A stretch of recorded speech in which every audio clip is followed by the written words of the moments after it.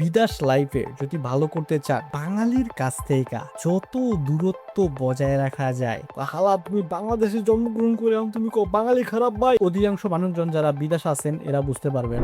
জাপানে যখন প্রথম আসুন তখন চিন্তা করতেছিলাম যে যেই স্কুল, যেই ইউনিভার্সিটি বা যেই শহরে যাবো না কেন, ওই জায়গায় একটু বাঙালি টাঙালি থাকে, বাঙালি কমিউনিটি থাকে, অনেক সুযোগ সুবিধা পাওয়া যাবো। দেশি মানুষ একটা ভাব আছে না, কারণ আমরা দেশে গিয়ে কি খুঁজি, চাইনিজ খাবার, আবার চায়না গেলে কি খুঁজি, কই ভাই বাংলা ভাত কই আছে, বাংলা খাউন খামু। তো দেশে গিয়ে মনে হইতো যে দেশের মানুষজন যদি থাকে ভাল লাগবে। আর জিনিসটা খারাপ শোনা যাইতেছে, জাপানে আসার মোটামুটি 6 মাসের মধ্যে আমার কেন জানি মনে হইছে যে বাঙালির কাছ থেকে যত দূরত্ব বজায় রাখা যায়, জীবন তত সুন্দর। এটা যদি আপনার কাছে মনে হয় হালা তুই বাঙালির নামে খারাপ কস, তুই তো বড় দেশদ্রোহী, তাহলে ভাই আমি আসলে আন্তরিকভাবে দুঃখিত, আপনার কাছে ক্ষমা প্রার্থী। সত্যি বলতে আমার কাছে মনে হয় যে আপনি বিদেশ লাইফে যদি ভালো করতে চান, ওই কান্ট্রি বেস মানুষজনের সাথে, অথবা ওই কান্ট্রি নাই হোক, যে কোনো কান্ট্রি হইতে পারে, বাঙালির থেকে একটু দূরত্ব বজায় রেখা আপনার থেকে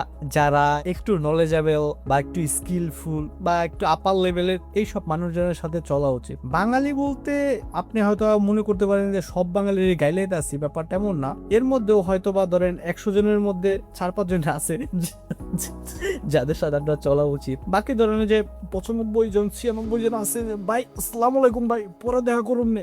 এই আপনিও যদি এই ধরনের সমস্যা ফেস করেন, আপনি কমেন্টে আপনার এক্সপিরিয়েন্স শেয়ার করতে পারেন। আর যদি আপনি বাংলাদেশে বসে দেখেন, তাহলে আপনি অবশ্যই গাইলেন আছেন হালা তুমি বাংলাদেশে জন্মগ্রহণ করে তুমি বাঙালি খারাপ ভাই, আমি আপনার পায়ে ধরে চালান দিতেছি ভাই, আমার মাফ করে দেন, আমার ভুল হয়ে গেছে, আমি তো ঘুমিয়ে থাকি ভাই, আমার তো হুশ থাকে না। তো ইন ফিউচারে আমি চেষ্টা করব বা অ্যাভয়েড তো করার ট্রাই করতেছি। এরপরও এখন যে কাজকর্ম, ওই জায়গায় বাঙালি যারা SSW টিভি বিষয়ে আসছে, ওদের সাপোর্টের কাজবাজ করা লাগতেছে।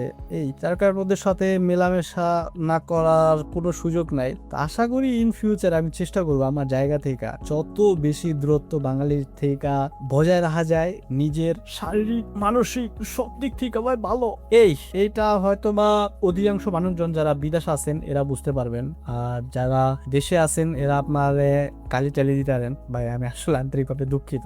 এই জিনিসটা বোঝার জন্য আপনার বিদেশ আসা উচিত।